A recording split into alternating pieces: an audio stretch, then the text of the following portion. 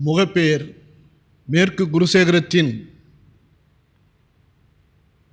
உயிர்த்தெதிரின் ஆலய அங்கத்தினர்களே, கிளை சபைகளின் உறுப்பினர்களே, காணொளி காட்சி மூலமாய் இந்த வழிபாட்டில் பங்கேற்கிற உங்கள் அத்தனை பேரையும் ஆண்டவர் இயேசு கிறிஸ்துவின் இனிய நாமத்திலே அன்போடு வாழ்த்தி வரவேற்கிறேன். கர்த்தர் உங்களை சகல ஆசீர்வாதங்களினாலும் நன்மையினாலும் நிரப்புவாராக. வழிபாட்டுக்கு ஆரம்பமாக நாம் கர்த்தரை நோக்கி ஜெபிப்போம்.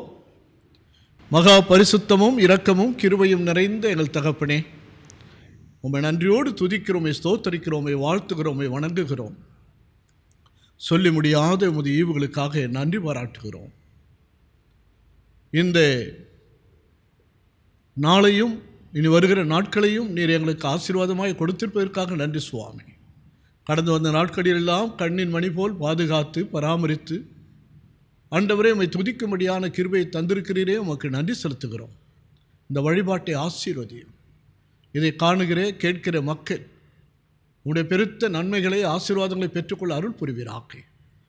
உமக்கே நாங்கள் துதி கன மகிமையை செலுத்துகிறோம். மீட்பர் மூலமே கேட்கிறோம், ஜீவனுள்ள பிதாவே, ஆமேன்.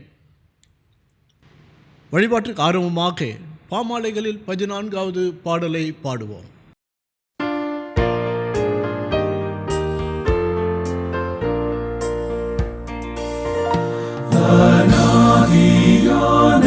கர்த்தரே தெய்வீக ஆசனத்திலே வானங்களுக்கு மேலாய் நீர் மகிமையோடிருக்கிறீர்.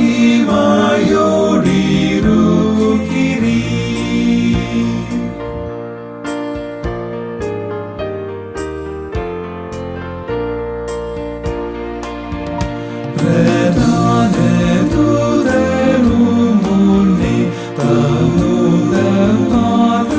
மூடியே சாஷ்டாங்கமாக பணிவார் நீர் தூய தூய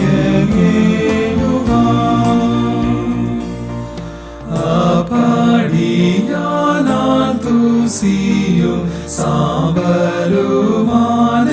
நாங்களும் எவ்வாறு உம்மை ஆண்டுவோம், எவ்விதமாய் ஆராதிப்போம்.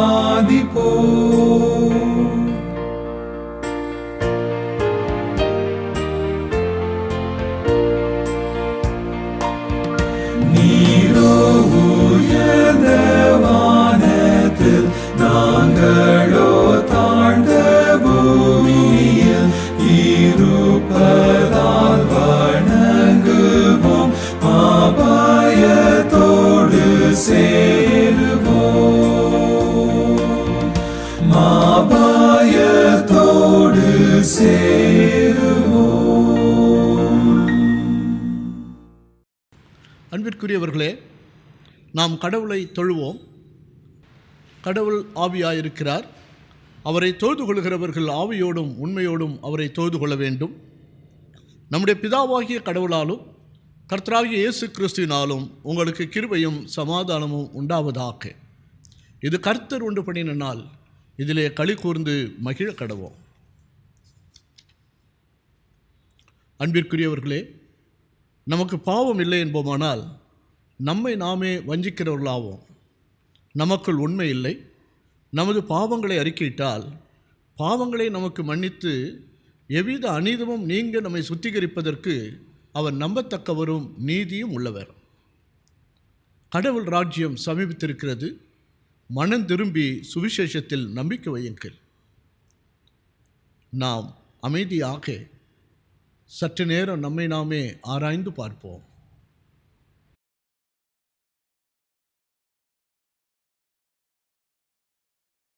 தன் பாவங்களை மறைக்கிறவன் வாழ்வடைய மாட்டான். அவைகளை அறிக்கை செய்து விட்டுவிடுகிறவனோ இரக்கம் பெறுவான். சர்வ வல்லமையுள்ள கடவுளிடத்தில் நாம் நமது பாவங்களை மனத்தாழ்மையோடு அறிக்கை செய்வோம். இரண்டாம் பாவ அறிக்கை ஜெபத்தை சொல்லுவோம். எங்கள் தந்தையாம் கடவுளே, நினைவினாலும் வார்த்தையினாலும் செய்கையினாலும் உமக்கு விரோதமாய் பாவம் செய்திருக்கிறோம். முழு மனதோடு நாங்கள் உம்மை நேசிக்கவில்லை. எங்களிடத்தில் நாங்கள் அன்பு கூறுவது போல அயலாரிடத்தில் நாங்கள் அன்பு கூறவில்லை. எங்கள் மேல் இரக்கமாயிருக்க உம்மை வேண்டிக் கொள்கிறோம். எங்கள் பாவ அழுக்கை நீக்கி எங்களை சுத்திகரியும். எங்கள் குற்றங்களை விட்டுவிட எங்களுக்கு உதவி புரியும். எங்கள் ஆண்டவர் இயேசு கிறிஸ்துவின் மூலமாய் வேண்டிக் கொள்கிறோம் பிதாவே, ஆமேன். சர்வ வல்லமையும் மிகுந்த இரக்கமுள்ள ஆண்டவர் மன்னிப்பையும் பாவ நிவர்த்தையும் நமக்கு கட்டளையிட்டருளி வாழ்க்கையை சீர்படுத்துவதற்கான காலத்தையும் தமது பரிசுத்த ஆவியானுடைய கிருபையையும் தேற்றுதலையும் தந்தருள்வாராக, ஆமேன். ஆண்டவரை துதியுங்கள், ஆண்டவர் நாமம் துதிக்கப்படுவதாக. இன்றைக்குரிய திருமறை பாடம் வாசிக்க கேட்போம். வாசிக்கப்படியாக கொடுக்கப்பட்ட வேதபாதம் பரிசுத்த யோவான் எழுதின சுவிசேஷம் 21வது அதிகாரம் 15 முதல் 19 முடிய. அவர் போஜன பண்ணின பின்பு இயேசு சீமோன் பேதுருவை நோக்கி, யோனாவின் குமாரனாகிய சீமோனே, இவர்களில் அதிகமாக நீ என்னிடத்தில் அன்பாய் இருக்கிறாயா என்றார். அதற்கு அவன், ஆம் ஆண்டவரே, உம்மை நேசிக்கிறேன் என்பதை நீர் அறிவீர் என்றான். அவர், என் ஆட்டுக்குட்டிகளை மேய்ப்பாயா என்றார். 2ஆம் தரம் அவர் அவனை நோக்கி, யோனாவின் குமாரனாகிய சீமோனே, நீ என்னிடத்தில் அன்பாய் இருக்கிறாயா என்றார். அதற்கு அவன், ஆம் ஆண்டவரே, உம்மை நேசிக்கிறேன் என்பதை நீர் அறிவீர் என்றான்.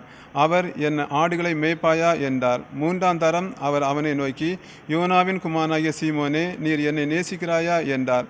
என்னை நேசிக்கிறாயா என்று அவர் 3ஆம் தரம் தன்னை கேட்டபடியினால் பேதுரு துக்கப்பட்டு, ஆண்டவரே, நீர் எல்லாவற்றையும் அறிந்திருக்கிறீர், நான் உம்மை நேசிக்கிறேன் என்பதை நீர் அறிவீர் என்றான். இயேசு, என் ஆடுகளை மேய்ப்பாயா என்றார்.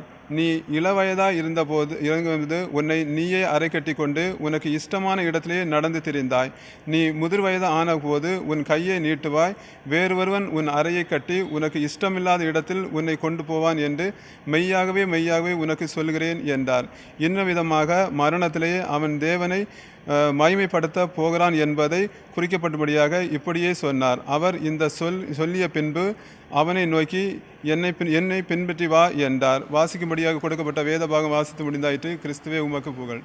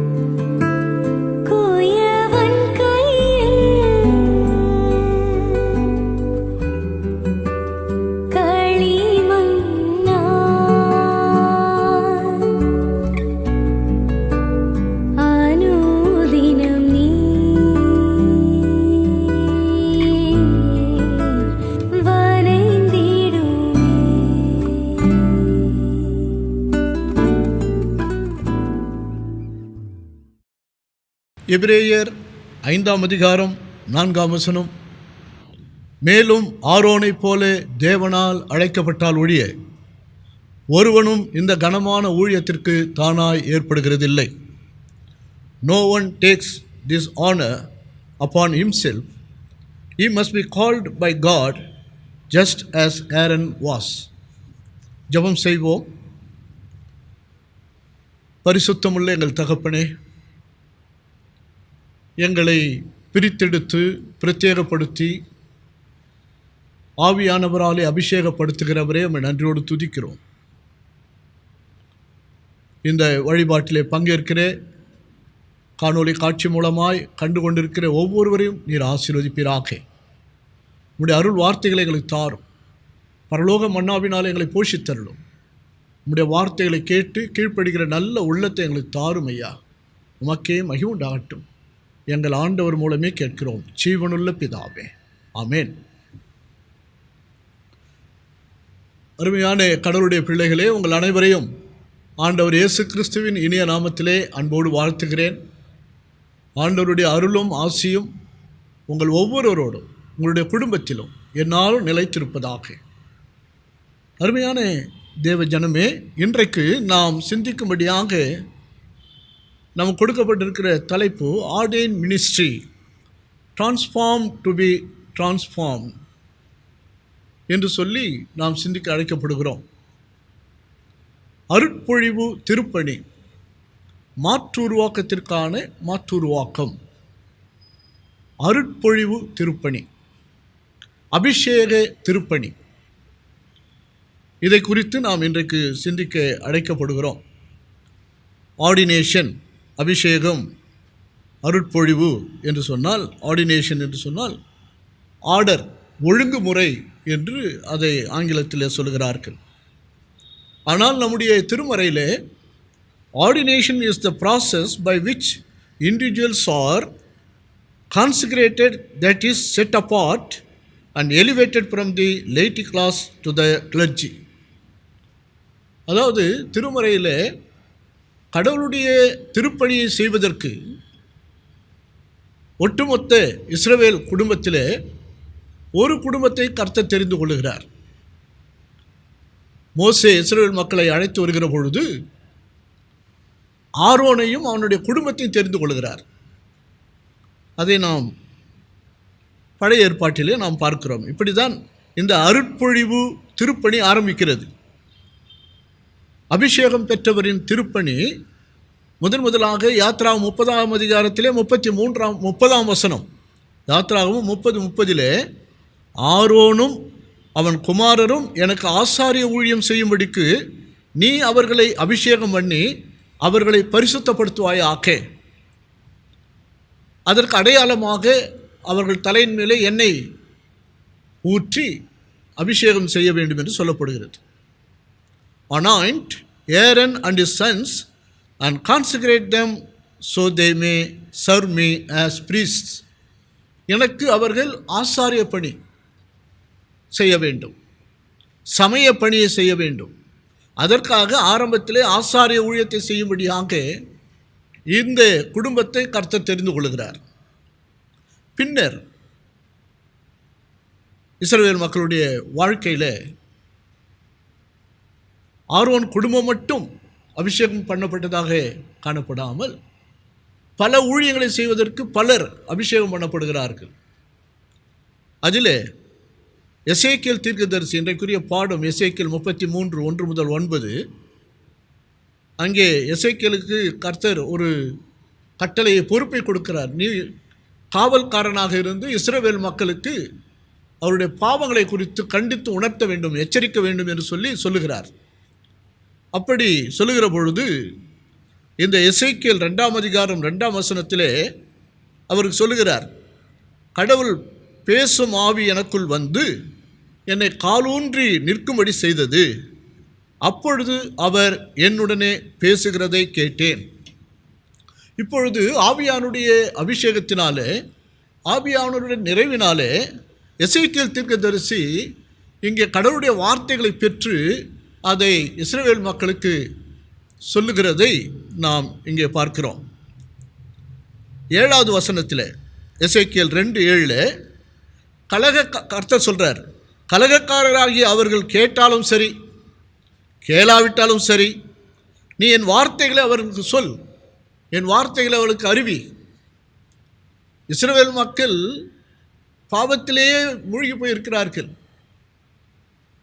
அநேக தீர்க்கதரிசிகள் மூலமாக கர்த்தர் அவர்களை எழுப்பி கண்டித்து உணர்த்துகிறார்.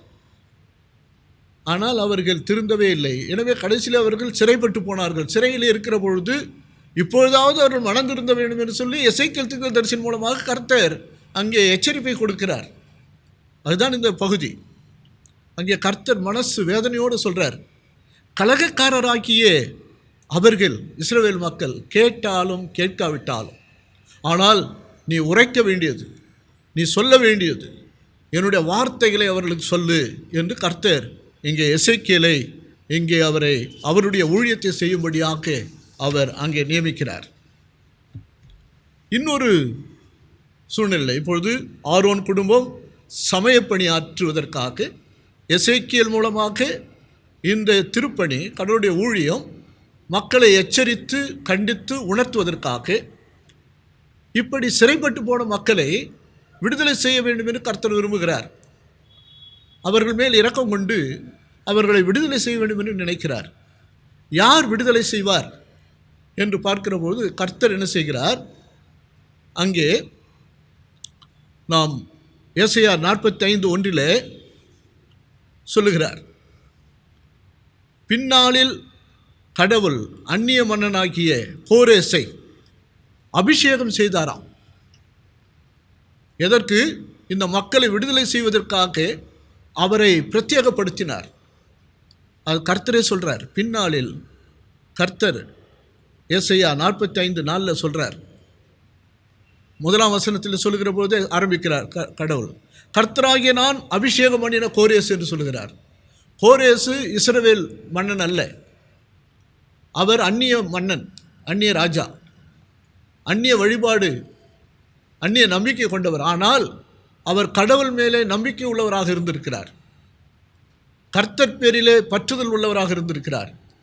எனவே அப்பேற்பட்ட ஒரு உத்தமனை கர்த்தர் என்ன செய்கிறாரு? சொல்கிறாரு, நான் அபிஷேகம் பண்ணினேன் கோரேசு என்று சொல்லுகிறார். கர்த்தர் அபிஷேகம் பண்ணினதை யாரும் பார்க்கவில்லை, அது கோரேசுக்கே தெரியாது. ஆனால் கர்த்தர் சொல்கிறாரு, நான் அபிஷேகம் பண்ணின கோரேசு. ஏசாயா 45:4 சொல்கிறார், நீ என்னை அறியாதிருந்தும் உன்னை பேர் சொல்லி அழைத்தேன். நான் உனக்கு என்ன தெரியாது, நான் இஸ்ரவேல் கடவுள் என்பதை நீ அறிந்ததில்லை, ருசி பார்த்ததில்லை. ஆனால் உன்னுடைய நல்ல பண்புகளுக்காக, நல்ல குணங்களுக்காக, நீ உத்தமனாக இருப்பதினாலே நான் உன்னை தெரிந்து கொண்டேன், நான் உன்னை அபிஷேகம் பண்ணியிருக்கிறேன். எதற்கு என்று சொன்னால், என் மக்களை விடுதலை செய்வதற்காக. இஸ்ரவேல் மக்களை நீதான் விடுதலை செய்து அனுப்ப வேண்டும். கோரேசு விடுதலை செய்து அனுப்பினார். இப்படி கடவுள் ஒவ்வொரு சூழ்நிலையிலே அவருடைய திருப்பணியை செய்யும்படி, அபிஷேக பணியை செய்யும்படி ஏற்படுத்தியிருக்கிறார் ஒவ்வொருவரை. ஏசாயா தீர்க்கதரிசி 61ஆம் அதிகாரத்தில் 1 முதல் 2 வசனங்களிலே இதைத்தான் சொல்லுகிறார். அங்கே அபிஷேகம் பண்ணப்பட்டவருடைய திருப்பணி இங்கே ஒரு புது மாற்றம் பெறுகிறது. இதே வசனங்களைத்தான் ஆண்டவர் இயேசு கிறிஸ்து லூக்கா 4ஆம் அதிகாரத்திலே 18-19 வசனங்களே சொல்லுகிறார். அவருடைய ஊழியத்தை ஆரம்பிக்கிற பொழுது அவர் பிரகடனப்படுத்துகிறார். என்ன சொல்கிறாரு? கர்த்தருடைய ஆவியானவர் என் மேல் இருக்கிறார், கர்த்தருடைய ஆவியானவர் என்னை அபிஷேகம் பண்ணியிருக்கிறார். எதற்கு? தரித்திரருக்கு சுவிசேஷத்தை பிரசங்கிக்க வேண்டும், அதற்காக என்னை அபிஷேகம் பண்ணினார். இருதயம் நறுகுண்டவர்களை குணமாக்கவும், சிறைப்பட்டவர்களுக்கு விடுதலையையும், பார்வையற்றோருக்கு பார்வையையும் பிரசித்திப்படுத்தவும், நொறுங்குண்டவர்களை விடுதலையாக்கவும், கர்த்தருடைய அனுக்கிரக வருஷத்தை பிரசித்திப்படுத்தவும் என்னை அனுப்பினார். அவர் ஏன் என்னை அபிஷேகப்படுத்தி இந்த உலகத்திற்கு அனுப்பியிருக்கிறார் என்று சொன்னால், இப்படிப்பட்ட மக்களுக்கு பணி செய்வதற்காக. வாழ்க்கையிலே துன்பப்படுகிற, ஒடுக்கப்படுகிற, கஷ்டப்படுகிற ஏழைகளுக்கும், சுகவீனமாக இருக்கிறவர்களுக்கும், பார்வையற்றோருக்கும், சிறைப்பட்டவர்களுக்கும் விடுதலை கொடுக்கிற விடுதலை பணியை செய்வதற்காக பிதாவாகிய கடவுள் என்னை அபிஷேகம் பண்ணி இந்த ஊழியத்திலே அனுப்பியிருக்கிறார். எனவே நீங்கள் பார்த்தீங்கன்னா, ஆரம்பத்தில் ஆரோனுடைய வாழ்க்கையிலிருந்து பார்க்கிற பொழுது, ஆரோன் வெறும் சமயப்பணியை செய்வதற்காக தெரிந்து கொள்ளப்பட்டார். பிறகு ஒவ்வொரு படியாக எசேக்கியேல், ஏசாயா தீர்க்கதரிசி, எரேமியா தீர்க்கதரிசி போன்றவர்களெல்லாம் மக்களுடைய தவறுகளை, பாவங்களை கண்டித்து உணர்த்துகின்ற திருப்பணியை செய்தார்கள். பிறகு கோரேசு மூலமாக விடுதலை செய்கிற ஒரு பணியை செய்வதற்காக அபிஷேகம் பண்ணினார், அரசியல் விடுதலை தருவதற்காக. இப்போது ஆண்டவர் ஒரு முழு வாழ்வு கொடுப்பதற்கு, மக்களுக்கு நிறைவாழ்வு கொடுப்பதற்கு அபிஷேகம் பண்ணப்பட்டதாக சொல்லுகிறார். எனவே ஆர்டெயின் மினிஸ்ட்ரி என்பது அபிஷேக ஊழியம், அருட்பொழிவு ஊழியம், திருப்பணி என்பது ஒவ்வொரு சூழ்நிலைகளே கர்த்தர் ஒவ்வொரு விதமான மனிதர்களை எழுப்பி இந்த ஊழியத்தை செய்து கொண்டிருக்கிறார், செய்யும்படியாக அபிஷேகம் பண்ணியிருக்கிறார். இதை நாம் உணர்ந்து கொள்ள வேண்டும். அருமையான கடவுளுடைய பிள்ளைகளே, வெறும் ஆலயத்தில் மட்டும் ஆண்டவர் ஊழியம் செய்யவில்லை. அவர் சுற்றி திரிந்து ஆண்டவர் இயேசு கிறிஸ்து மக்களுக்காக அவர் மக்கள் பணியாற்றினார். இன்றைக்குரிய திருமறை பாடம், புதிய ஏற்பாட்டின் பாடம், நற்செய்தி பாடம் என்று சொன்னால் யோவான் 21:15-19 வசனங்கள். இந்த பகுதி நாம் அருமையான ஒரு பகுதியாக சிந்திக்க இருக்கிறோம். இந்த 21ஆம் அதிகாரம் முழுவதையுமே நாம் படித்தால்தான் 15-19 வரையிலும் வருகின்ற வார்த்தைகளினுடைய அர்த்தம் நமக்கு மிக அருமையாக புரியும். 21ஆம் அதிகாரத்தில் முதல் வசனத்தில் பேதுரு பேசுகிறார். பேதுரு அங்கே ஆண்டவர் அவர்களுக்கு ஏற்கனவே 2 முறை தரிசனம் கொடுத்து விட்டார், காட்சி அளித்து விட்டார். இந்த 21ஆம் அதிகாரத்தில் 3வது முறையாக காட்சி அளிக்கிறார். அதற்கு முன்னதாக எருசலேமில் எல்லோரும் கூடியிருக்கிறார்கள். நமக்கு தெரியும், 120 பேர் அங்கே கூடியிருந்தார்கள் என்று சொன்னால் பயந்து கதவை பூட்டி கொண்டு கர்த்தரை நோக்கி ஜெபித்து கொண்டிருந்தார்கள், காத்திருந்தார்கள். பெந்தேகோஸ்தே நாளுடைய அனுபவத்திற்காக காத்திருந்தார்கள். அப்பேற்பட்ட சூழ்நிலையில் கதவையெல்லாம் மூடிக்கொண்டு வெளியில் போக முடியாமல் பயந்து, யூதர்களுக்கும் அவர்கள் பயந்து கொண்டிருந்த சூழ்நிலையில் என்ன நடந்தது என்று சொன்னால், எல்லோரும் அந்த 50 நாட்கள், பெந்தேகோஸ்தே திருநாளுக்கு 50 நாட்கள் வரையிலும் அவர்கள் காத்திருக்கிறார்கள். இதற்குள்ளாக அந்த வீட்டிலே 120 பேர் இருக்கிறார்கள். நன்றாக யோசித்து பாருங்கள், 120 பேர் இருக்கிறாங்க. அவங்களுடைய உணவு, சாப்பாடு ஏதோ அந்த வீட்டில் இருந்ததெல்லாம் காலி ஆகியிருக்கும். இப்பொழுது ஒன்றுமில்லை. இந்த சூழ்நிலையில் பேதுரு பேசுகிறார். என்ன சொல்கிறாரு? மற்ற சீஷர்கள் அங்கே ஒரு 7 பேர் இருக்கிறாங்க, பேதுருவோடு சேர்த்து 7 பேர் இருக்கிறாங்க. நீங்கள் அதை படித்து பார்த்தீங்கன்னா 21ஆம் அதிகாரத்தில் பேதுருவோடு இன்னும் ஒரு 6 பேர் இருக்கிறாங்க. அவங்க கூட பேசுகிறார். அவங்க ஒரு 6 பேர் 7 பேரும் ஒன்றா உட்காந்து பேசிகிட்டு இருக்காங்க. அப்போது பேதுரு சொல்கிறாரு, பேசியிருப்பாங்க, இங்கே நாம் எல்லோரும் இருக்கிறோம், எல்லாருக்கும் தேவையான உணவெல்லாம் தீர்ந்து போச்சு, கஷ்டமாக இருக்குது, மக்கள் கஷ்டப்படுறாங்க, இவங்களுக்கு ஏதாவது நாம் செய்யணும் அப்படி என்று சொல்லி பேசியிருப்பார்கள். பேதுரு என்ன சொல்கிறாரு? நான் மீன் பிடிக்கப் போகிறேன். ஆண்டவர் இயேசு கிறிஸ்து மரித்து விட்டார், உயிர்த்தெழுந்து ஆண்டவர் 2 முறை காட்சி அளித்தார். ஆனாலும் இன்னும் அவர்களுக்கு ஆண்டவர் உயிர்த்தெழுந்தார் என்ற அந்த நிச்சயம், நம்பிக்கை, விசுவாசம் முழுமையாக வரவில்லை. எனவே பேதுரு என்ன செய்திருக்க வேண்டும், என்ன யோசித்திருக்க வேண்டும்? ஆண்டவரும் போய்விட்டார், மரித்து விட்டார், இனி நம்முடைய பிழைப்பை பார்ப்போம். அதனால் நான் மீன் பிடிக்கப் போகிறேன், நான் பிழைக்க போகிறேன். அதை கேட்ட மற்ற 6 பேரும், அவர் கூட இருந்த அந்த 6 பேரும் சீஷர்கள், நாங்களும் உம்மோடு வருகிறோம் என்று சொல்லி அவரோடு போகிறாங்க. உடனே கிளம்பி போகிறார்கள். இது ஒரு சிந்திக்கிற ஒரு கருத்து ஒன்று அங்கே சொல்லப்படுகிறது. ஏன் போகிறார் என்று சொன்னால், ஒருவேளை முதலாவது அவர்களுக்கு உணவு இல்லை, பிழைக்க வேண்டும், இனி there is no hope, இனிமேல் நம்முடைய பிழைப்பு என்ன என்ற ஒரு பரிதாபமான நிலை அவர்களுக்கு. எனவே அவர் என்ன செய்கிறார்? போகலாம் என்று பேக் டு த ஃபீல்டு, அவருடைய வேலை செய்கிற ஸ்தலத்திற்கு மீன் பிடிப்பதற்கு போகலாம் என்று போகிறார். இரண்டாவது, அவர் ஏன் போயிருக்க வேண்டும் என்று சொல்லி யோசிக்கிற போது இன்னொரு விதமாக நாம் யோசித்தால், இந்த 120 பேர் நாம் கூடியிருக்கிறோம், எல்லோருக்கும் சாப்பாடு இல்லை, 3 வேளை சாப்பிட்டவங்க 2 வேளை 1 வேளைன்னு ஆயிடுச்சு. இப்போ சாப்பாட்டுக்கே வழி இல்லாமல் இருக்கிறோம் எல்லாருமே. இவங்களுக்கு ஏதாவது நாம் செய்யணும்.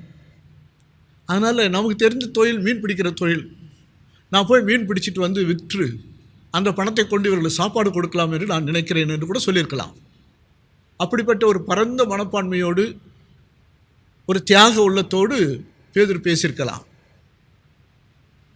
எனவே மற்றவர்களுக்காக உழைத்து சம்பாதிக்க வேண்டும் என்று சொல்லி பேதுரு சென்றிருக்கலாம். அவரோடு மற்றவர்களும் சரி, நல்ல யோசனை, நாங்களும் வருகிறோம் என்று போயிருக்கலாம்.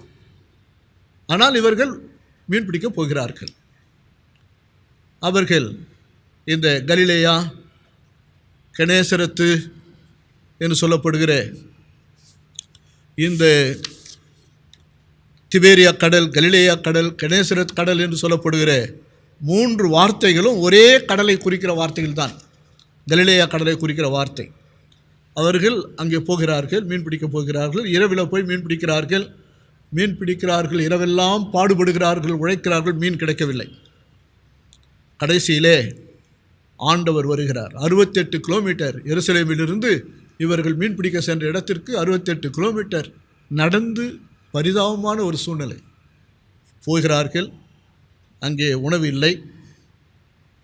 இந்த 21ஆம் அதிகாரத்தில் 5ஆம் வசனத்தில் ஆண்டவர் 3வது முறையாக காட்சி தருகிறார். ஆண்டவர் பேசுகிறார், அவர்களை பார்த்து கேட்கிறார். இயேசு அவர்களை நோக்கி, பிள்ளைகளே, புசிக்கிறதற்கு ஏதாகிலும் உங்களிடத்தில் உண்டா என்றார். அதற்கு அவர்கள் ஒன்றும் இல்லை என்றார்கள். இது ஒரு மிக முக்கியமான ஒரு வசனம். என்னன்னா,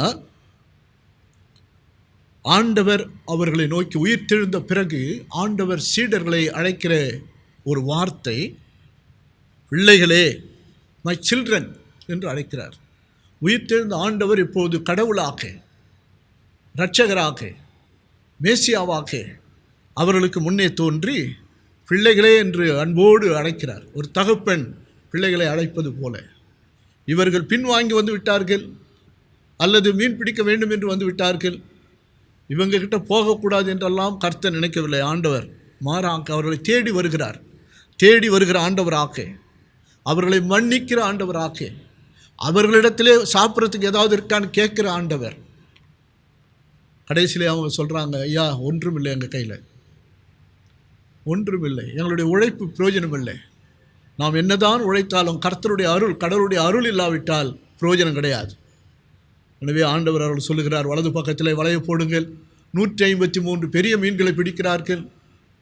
பிறகு ஆண்டவர் அவர்களுக்கு மீனையும் அப்பத்தையும் ஆயத்தம் செய்து கொடுக்கிறார். இப்படி அவருடைய பசியை முதலாவது போக்குகிறார். அந்த 21ஆம் அதிகாரம் தொடர்ந்து வருகிற போது நீங்கள் பார்த்தீங்கன்னா, அவர்கள் போஜனம் பண்ணின பின், உணவு சாப்பிட்ட பிறகுதான் ஆண்டவர் பேதுருவோடு சம்பாஷிக்கிறார், பேசுகிறார், உரையாடுகிறார்.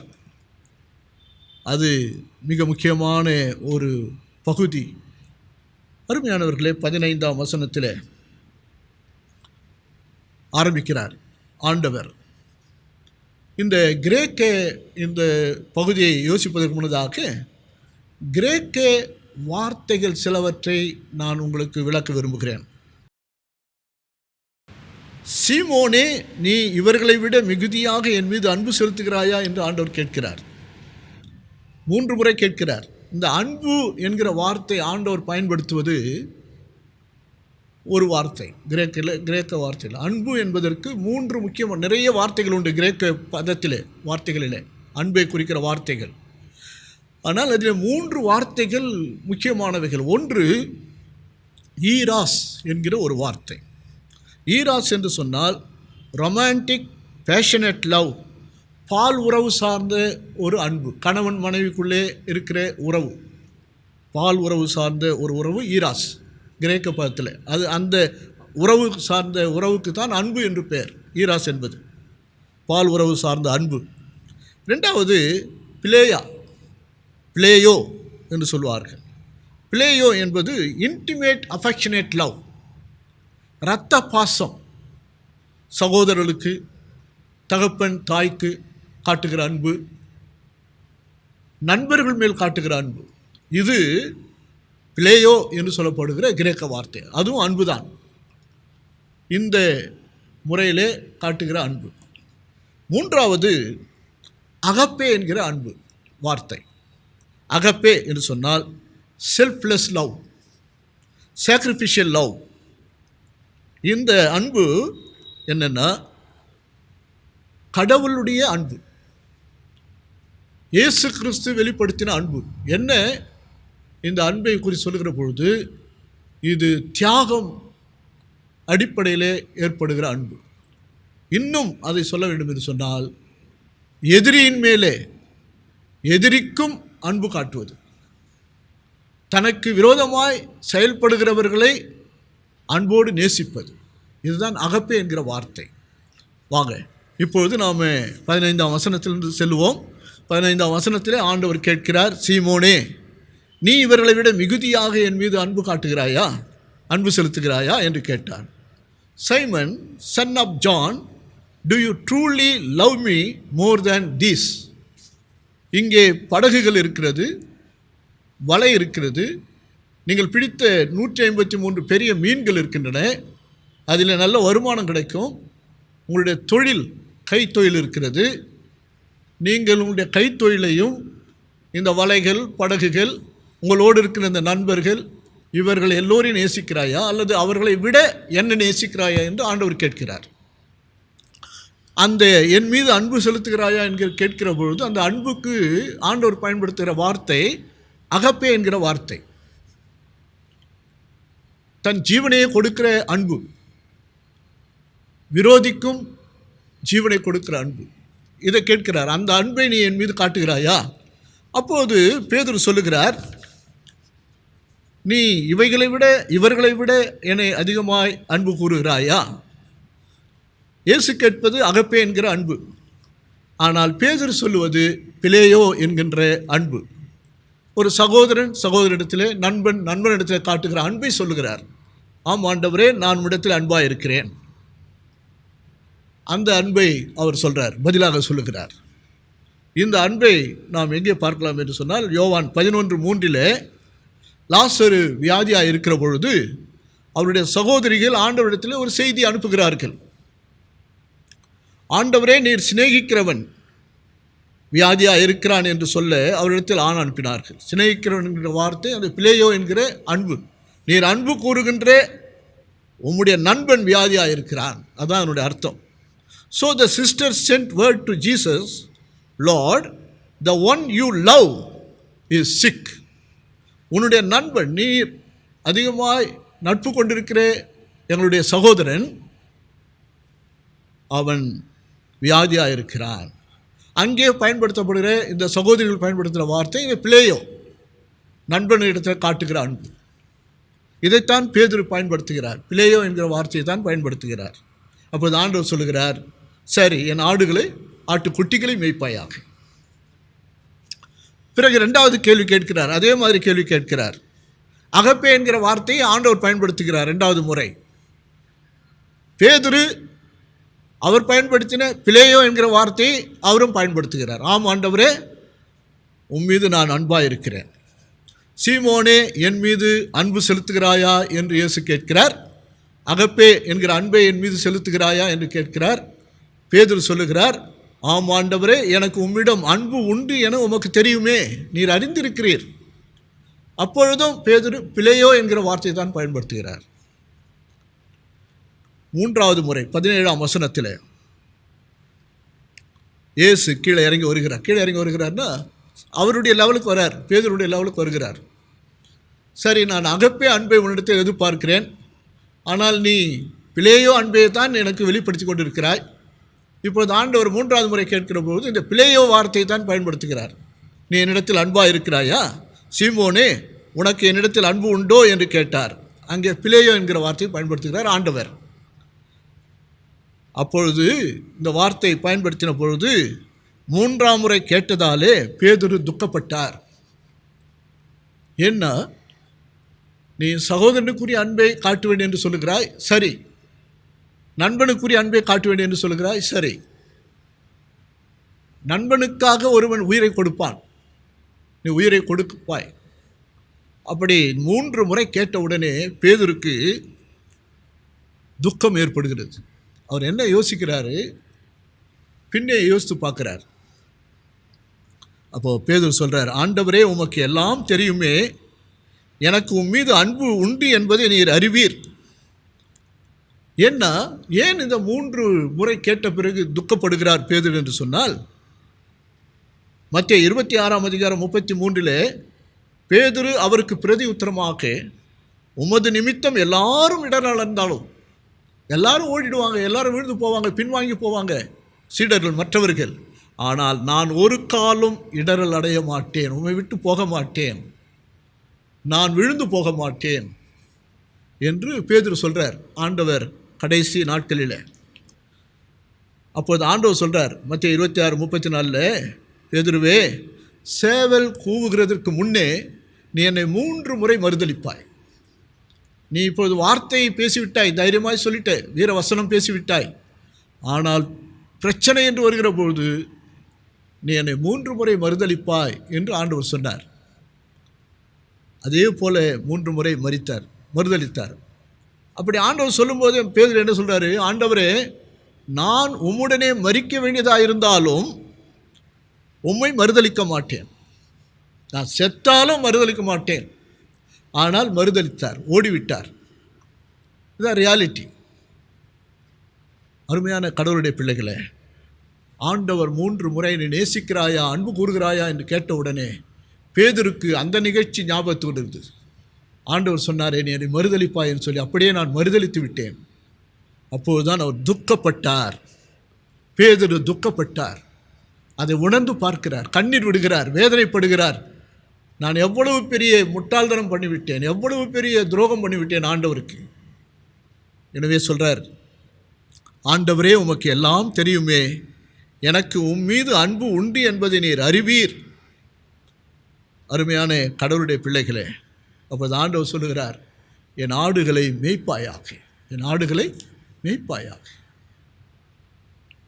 மனிதர்களை பிடிக்கிறவர்களாய் உன்னை மாற்றுவேன் வாருங்கள் என்று சொல்லி ஆரம்பத்தில் அழைத்த பொழுது சொன்ன ஆண்டவர் இப்போது ஆடுகளை மேய்ப்பாயாக. மேய்ப்பாயாக என்று சொன்னால் உன்னிடத்திலே வருகிற ஆடுகள், நீ நற்செய்தியின் மூலமாய் ஆண்டவரை ஏற்றுக்கொள்ளுகிற ஆடுகள், மக்கள், அவர்கள் ஆடுகளைப் போல இருப்பார்கள். அவருடைய தேவைகளை எல்லாம் நீ சந்திக்க வேண்டும், அவர்களுக்கு நற்செய்தியை சொல்ல வேண்டும்.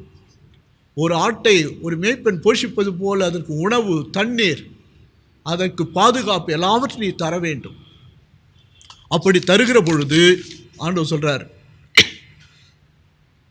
18-19 வசனங்களிலே, அகப்பே அன்பை எதிர்காலத்தில் நீ வெளிப்படுத்துவாய். எப்படி என்று சொன்னால், உன் மரணத்தின் மூலமாய் கடவுளை மகிமைப்படுத்துவாய். நான் எப்படி இந்த உலகத்திற்காக மரித்தேனோ அதே போல நீ ஆடுகளுக்காக மரிப்பாய். அதான் சொல்லும்போது சொல்கிறார் அந்த 18-19 வசனங்களிலே, பேதுரு பிற்காலத்திலே எப்படி மரிக்கப் போகிறார், எப்படி இரத்த சாட்சியாய் மரிப்பார் என்பதை ஆண்டவர் அங்கே அவருக்கு விளக்குகிறார், சொல்லுகிறார். அப்பொழுதுதான் அந்த அகப்பே என்கிற அன்பை பேதுரு வெளிப்படுத்துவார். தன் ஜீவனை கொடுக்கிற பொழுது அந்த அகப்பே என்கிற தெய்வீக அன்பை, தியாக அன்பை பேதுரு வெளிப்படுத்துவார் என்று ஆண்டவர் சொன்னார். அப்படியே பேதுரு வெளிப்படுத்தினார்.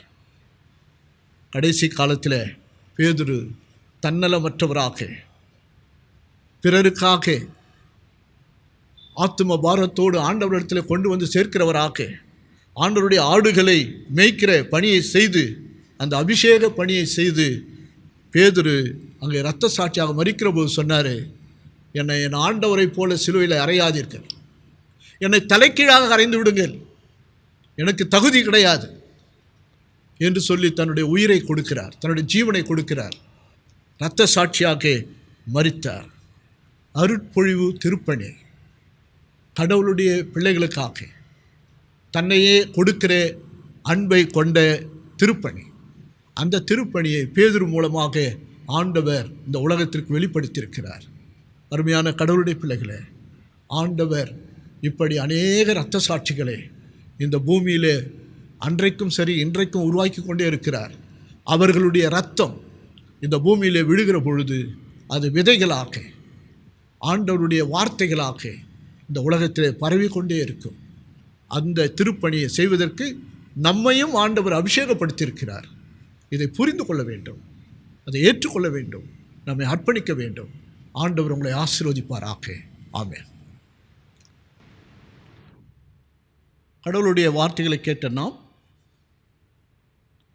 நம்முடைய விசுவாசத்தை அப்போஸ்தலர் விசுவாச பிரமாணத்தின் மூலமாய் அறிக்கை செய்வோம். வானத்தையும் பூமியையும் படைத்த சர்வ வல்லமையுள்ள பிதாவாகிய தேவனை விசுவாசிக்கிறேன். அவருடைய ஒரே குமாரனாகிய நம்முடைய நாதர் இயேசு கிறிஸ்துவை விசுவாசிக்கிறேன். அவர் பரிசுத்த ஆவியினாலே கன்னி மரியாளிடத்தில் உற்பத்தி பிறந்தார். பொந்திய பிலாத்தின் காலத்தில் பாடுபட்டு சிலுவையில் அறையுண்டு மரித்து அடக்கம் பண்ணப்பட்டு பாதாளத்தில் இறங்கினார். 3ஆம் நாள் மரித்தோரிடத்திலிருந்து எழுந்தருளினார். பரமண்டலத்துக்கு ஏறி சர்வ வல்லமையுள்ள பிதாவாகிய கடவுளுடைய வலது பாட்டிலே வீற்றிருக்கிறார். அவ்விடத்திலிருந்து உயிருள்ளோரையும் மரித்தோரையும் நியாயந்திருக்க வருவார். பரிசுத்த ஆவியையும் விசுவாசிக்கிறேன். பொதுவாக இருக்கிற பரிசுத்த சபையும் பரிசுத்தவான்களுடைய ஐக்கியமும் பாவ மன்னிப்பும் சரீர உயிர்த்தெழுதலும் நித்திய ஜீவனும் உண்டென்று விசுவாசிக்கிறேன். ஆமேன். இந்த காணொளி ஆராதனையில் கலந்து கொண்டிருக்கும் உங்கள் யாவரையும் ஆண்டவராய் இயேசு கிறிஸ்துவின் நாமத்தினாலே வாழ்த்துகிறேன். தென்னிந்திய திருச்சபை சென்னை பேராயத்திலிருந்து சில அறிவிப்புகள். CSI EWATS women's Christian college BSc computer science, BSc microbiology, BSc mathematics, BSc home science, clinical nutrition and dietetics, BA English, B Com information system and management போன்ற பட்டப்படிப்புகளையும் MA இங்கிலீஷ், MCOM போன்ற உயர் படிப்புகளையும் வழங்குகிறது. www.csi-ewards-college-edu.in என்ற சைட்டிலிருந்து அல்லது ஆலய தகவல் பலகையிலிருந்து நீங்கள் இந்த தகவல்களை பெற்றுக்கொள்ளலாம். அதேபோல் CSI bishop Newbigin college of education B.Ed படிப்பினை தமிழ், ஆங்கிலம், history, biological science, economics, commerce, mathematics, physical science, computer science ஆகியவற்றுக்கு வழங்குகிறது. மற்றும் CSI Kalyani multi speciality hospital and CSI Rainy multi speciality hospital 3 வருட diploma in general nursing and midwifery கோர்சஸும் CSI Kalyani hospital 4 வருட BSc nursing கோர்சஸும் வழங்குகிறார்கள். எல்லா விவரங்களுக்கும் நீங்கள் ஆலய தகவல் பலகையை பார்க்கலாம் அல்லது ஆயர் மற்றும் செயலர் பொருளரை தொடர்பு கொள்ளலாம். இந்த வாரம் பிறந்த நாட்கள் காணும் நமது திருச்சபையோர்: 23/7/2020 அன்று பேபி கசன்ரா முதல் பிறந்த நாளை கொண்டாடினார். இந்த வாரம் 26/7/2020 அன்று mister Reuben Selvakumar, missus Supriya, master B Kushal Caleb. 27/7 அன்று மிஸ்டர் JV அலன் ஜான். 28/7 அன்று mister S Philip, baby A Anjana, missus D Sharmila. 29/7 அன்று mister T Christopher, missus S Eva Kanagalatha. 30/7 அன்று missus A Saral Mary, missus SP Adline Suja, mister J Livingston. 31/7 அன்று mister J Sudarshan, missus Sheeja, mister Joshua Gnanaprakash, mister D Paul Perinbam, missus GR Babitha, doctor Mrs Shanthi Sherman. 1/8/2020 அன்று பிறந்தநாள் கொண்டாடுவோர்: mister S Augustine Peter, miss S Stephanie Verjalin and mister A Vincent. பிறந்த நாட்கள் கொண்டாடுவோரை திருச்சபையின் சார்பில் நாங்கள் வாழ்த்துகிறோம். ஆயிரவர்கள் இவர்களுக்காக விசேடமாக ஜெபிப்பார்கள். அன்பிற்குரியவர்களே, நமது செயலர் அறிவித்த அறிவிப்புகளை நீங்கள் கவனமாக கேட்டிருப்பீர்கள். நம்முடைய திருச்சபைக்கு உறுப்பினர்களாகிய நீங்கள் செலுத்துகிற மாதாந்திர காணிக்கை உரைகளை நம்முடைய ஆலயத்திலே அதற்காக வைத்திருக்கிற காணிக்கை பெட்டியிலே கொண்டு வந்து நேரம் கிடைக்கிற பொழுது நீங்கள் வந்து படைக்கலாம். அது நம்முடைய கணக்கிலே வைக்கப்படும். எனவே அதை நீங்கள் தொடர்ந்து செய்யும்படியாக உங்களை அன்போடு கேட்டுக்கொள்கிறேன். பிறந்த நாளையும் திருமண நாளையும் காணுகிற அன்பர்களுக்காக கர்த்தரை நோக்கி ஜெபிப்போம். அன்பு நிறைந்த தகப்பனே, உம்மை நன்றியோடு துதிக்கிறோம், உம்மை ஸ்தோத்திரிக்கிறோம், உம்மை வாழ்த்துகிறோம். பிறந்த நாளை காணுகிற உமது பிள்ளைகள் அனைவரையும் நீர் ஆசீர்வதியும். அநேக பிறந்த நாட்களை காணட்டும். சுகத்தோடு பலத்தோடு ஜீவனோடு வாழ்ந்து நீர் அருளுகின்ற நன்மைகளை ஆசீர்வாதங்களை பெற்று அநேகருக்கு ஆசீர்வாதமாய் அவர்களை நீர் ஆசீர்வதிக்க நாங்கள் ஜெபிக்கிறோம். திருமண நாளை காணுகிற தம்பதியர்களை ஆசீர்வதியும். உம்முடைய பிள்ளைகள் சுகபலத்தோடு ஜீவனோடு வாழ்ந்து தன்னுடைய குடும்பத்தோடு உமக்கு மகிமையாய் ஜீவிக்கவும் திருமண நாளின் ஆசீர்வாதங்களை அவர்களுக்கு தொடர்ந்து நீர் அருளும்படியாய் நாங்கள் செபிக்கிறோம். திருச்சபையாக இவர்களை நாங்கள் வாழ்த்தி ஆசீர்வதிக்கிறோம். எங்கள் ஆண்டவர் மூலமே கேட்கிறோம், ஜீவனுள்ள பிதாவே, ஆமென். திருமண அறிவிப்பு. நமது கிளை சபையாகிய சிஎஸ்ஐ நியூ லைஃப் அத்திப்பட் திருச்சபையை சேர்ந்த திரு ஜே.எஸ். ஆண்ட்ரூஸ் அருண், மிஸ்ஸஸ் ஏ. பிரேமலதா ஆகியோரின் மகன் செல்வன் டாக்டர் ஏ.ஜே. ராகுல் என்பவருக்கும், தென்னிந்திய திருச்சபை திருநெல்வேலி பேராயம் புளியங்குடி குருசேகரம் தூய பத்லமேயு திருச்சபை சிந்தாமணியை சேர்ந்த திரு S. Jesuraj, missus S. FC. Nesamani ஆகியோரின் மகள் செல்வி doctor J. Caroline Hilda Rajathi என்பவருக்கும் திருமணம் நடைபெற இருப்பதை திருச்சபையாருக்கு அறிவிக்கிறோம். இவ்விருவருக்கும் திருமணம் நடத்தக்கூடாதபடி நியாயமான காரணங்கள் ஏதாவது உங்களுக்கு தெரியுமானால் அதனை எழுத்து மூலம் திருச்சபையின் ஆயருக்கு தெரிவிக்கவும். இது இவர்களுக்கு முதலாம் திருமண அறிவிப்பு. திருமணத்தில் இணைகிற இந்த பிள்ளைகளுக்காக கர்த்தரை நோக்கி ஜெபிப்போம். அன்பு நிறைந்த எங்கள் தகப்பனே, திருமண வாழ்வை ஏற்படுத்தி ஆதியிலே மனிதன் தனிமையாக இருப்பது நல்லதில்லை என்று சொல்லி ஆணையும் பெண்ணையும் உருவாக்கி இணைத்து ஆசீர்வதித்தவரே, இப்பொழுதும் ஆண்டவரே, இதோ இந்த பிள்ளைகளுக்காக நாங்கள் ஜெபிக்கிறோம். இவருடைய திருமணத்தை நீர் முன்குறித்திருக்கிறீர். தகப்பனே, திருமண நாளிலே உம்முடைய பிரசன்னம் ஆலயத்தில் இருந்து இவர்களை கணவனும் மனைவியாய் நீர் இணைத்து ஆசீர்வதித்து பிள்ளை செல்வங்கள் இகவர நன்மைகளை அருளும்படியாய் நாங்கள் மன்றாடுகிறோம். திருமண தேவைகள் வேண்டுதல்கள் எல்லாவற்றையும் நிறைவேற்றி தாரும். உமது நாமத்திலே இந்த பிள்ளைகளுக்காக நாங்கள் விசேஷமாய் ஜெபிக்கிறோம். நீரே இவர்களை ஆசீர்வதியும். ஆண்டவர் மூலமே கேட்கிறோம், ஜீவனுள்ள பிதாவே, ஆமென்.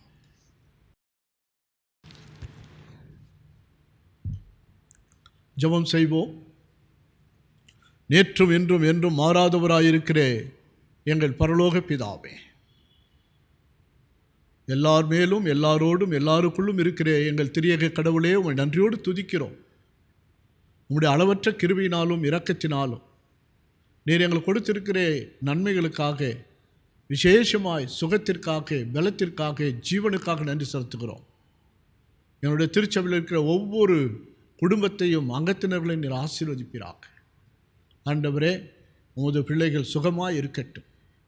இந்த கொடிய கொரோனா தொற்று காலத்திலே நீர்தாமே இந்த தொற்றிலிருந்து எல்லோரையும் விடுவிக்கும்படியாய் காப்பாற்றும்படியாய் ஜெபிக்கிறோம். ஆண்டவரே, இந்த தொற்று முற்றிலுமாக நீங்கத்தக்கதாக நீர் உதவி செய்யும் சுவாமி. உம்மால் மட்டுமே இது ஆகும். நீர் சொல்ல ஆகும் ஐயா. நீர் கட்டளையிட நிற்கும். இதை ஆண்டவரே நீர் பரவாதபடி தொடர்ந்து நிறுத்தும் ஐயா. தகப்பனே, இதனாலே பாதிக்கப்பட்டிருக்கிற மக்களை காப்பாற்றும்.